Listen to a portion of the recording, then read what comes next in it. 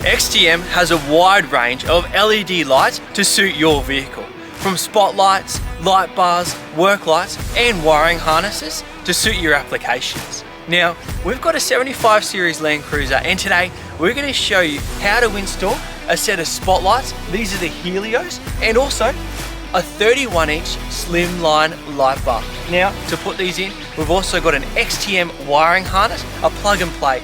So it's going to make our job super easy. Well, let's get to it. After getting the spotlights out of the box, it's time to start assembly by adding the brackets to the spotlights. There are 2 bolts either side which keeps them secure and allows adjustment. They come with everything you need, including the Allen key. Once the spotlights are built, you can then add them to your vehicle. In this case, we only have 1 bolt per side. However, the spotlights come with additional bolts depending on your mounting options. Before we start the wiring, let's install a 31-inch light bar to the roof. They come in a range of sizes and have a durable aluminium alloy housing. They are also water and dust proof, so perfect for the harsh Australian climate.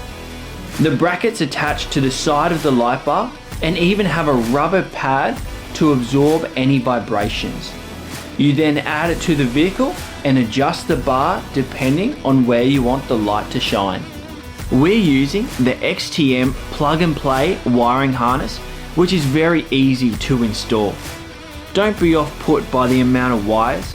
There's simple instructions for anyone to follow along and install at home. After plugging in the LED lights, it was time to test our work. And just like that, the lights are working. What a difference they have made. XTM has a wide range of LED lights to suit your vehicle and needs. So head online or in store today.